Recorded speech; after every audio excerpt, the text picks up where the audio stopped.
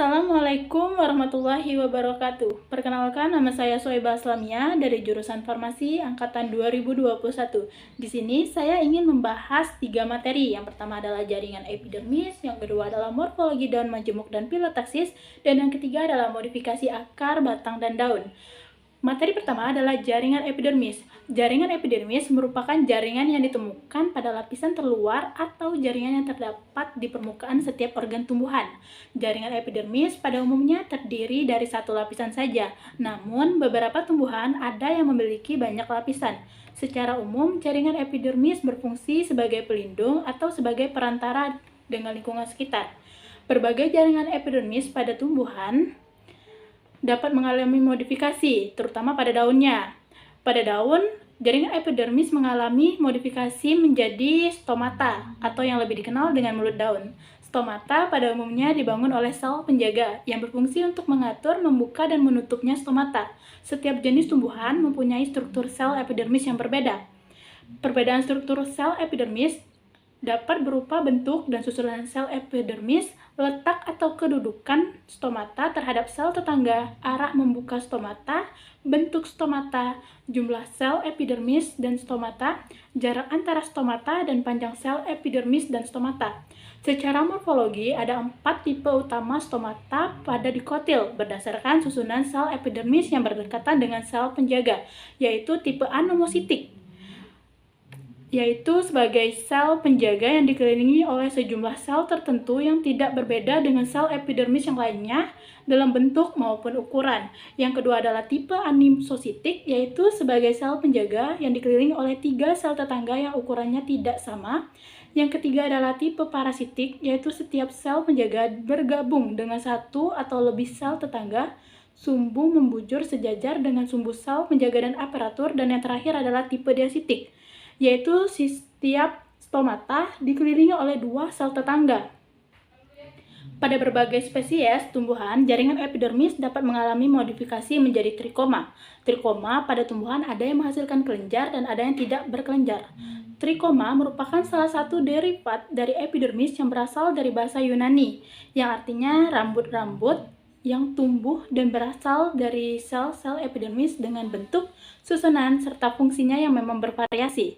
Trikoma pada jaringan epidermis mempunyai sifat khusus sebagai daya pertahanan dari serangga yang ditentukan oleh adanya kelenjar atau tidak, kerapatan, panjang, bentuk, dan ketegakan trikoma. Struktur maupun morfologi trikoma memiliki keragaman dan dapat dijadikan sebagai kunci dari identifikasi marga, spesies, subspesies, dan varietas dari berbagai famili yang diteliti. Materi kedua adalah morfologi daun majemuk dan pilotaksis. Daun merupakan organ yang amat beragam, baik dari segi morfologi maupun anatomi. Struktur jaringan pembuluh dalam tangkai dan tulang daun utama biasanya mirip dengan dalam batang. Pola susunan pertulangan daun sering berbeda untuk setiap spesies atau merupakan karakteristik bagi suatu kelompok taksonomi yang lebih besar. Daun biasanya tipis melebar, kaya akan sesuatu zat berwarna hijau yang dinamakan klorofil. Bila ditinjau dari jumlah helaian daunnya, daun dibedakan menjadi daun tunggal dan daun majemuk. Bila setiap satu tangkai daun didukung oleh satu helaian daun, maka daun tersebut dinamakan daun tunggal. Bila dalam satu daun didukung oleh lebih dari satu helaian daun, maka daun tersebut dinamakan sebagai daun majemuk. Ciri-ciri lain dari daun majemuk adalah sebagai berikut. Yang pertama adalah daun terbentuk bersama-sama dan gugurnya pun bersama-sama. Yang kedua, di bagian ketiak daun tidak terdapat kuncup daun dan kuncup bunga. Yang ketiga, pertumbuhannya terbatas. Artinya, tidak semua tumbuh terus di bagian ujungnya. Adapun bagian-bagian daun majemuk antara lain yang pertama adalah ibu tangkai daun. Yang kedua adalah tangkai anak daun dan yang ketiga adalah anak daun.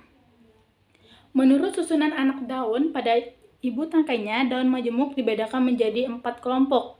Yang pertama adalah daun majemuk menyirip, yang kedua adalah daun majemuk menjari, yang ketiga adalah daun majemuk bangun kaki, dan yang keempat adalah daun majemuk campuran.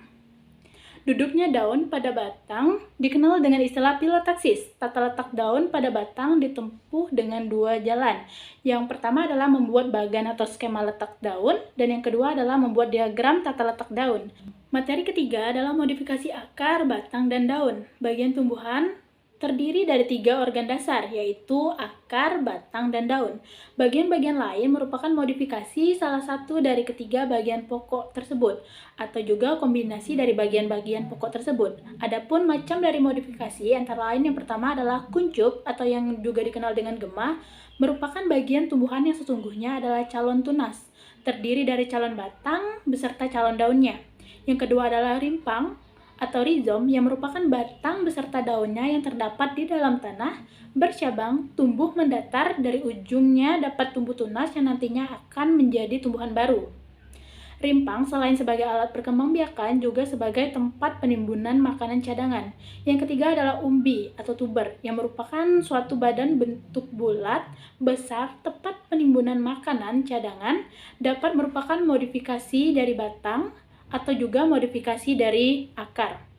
Yang keempat adalah umbi lapis atau bulbus yang merupakan modifikasi batang dan daun. Dikatakan umbi lapis karena memperlihatkan susunan yang berlapis-lapis, yaitu terdiri dari daun-daun yang telah menebal, lunak, dan berdaging. Batangnya sendiri hanya merupakan bagian yang terkecil pada bagian bawah umbi lapis itu. Yang kelima adalah alat pembelit atau sulur yang merupakan bagian tumbuhan yang biasanya berbentuk spiral dan berguna untuk membelit benda-benda yang disentuhnya. Umumnya, sulur merupakan modifikasi dari cabang. Dikatakan sulur cabang yang letaknya dapat berhadapan dengan daun atau dalam ketiak daun. Apabila merupakan modifikasi daun, disebut sebagai sulur daun yang letaknya pada ujung daun atau tangkai daun. Yang keenam adalah duri atau spina, yang merupakan modifikasi salah satu bagian pokok dari tumbuhan. Biasanya sukar ditanggalkan dari batang sehingga disebut sebagai duri sejati, sedangkan bila hanya bersifat sementara disebut sebagai duri tempel. Sekian dapat saya sampaikan, saya akhiri. Wassalamualaikum warahmatullahi wabarakatuh.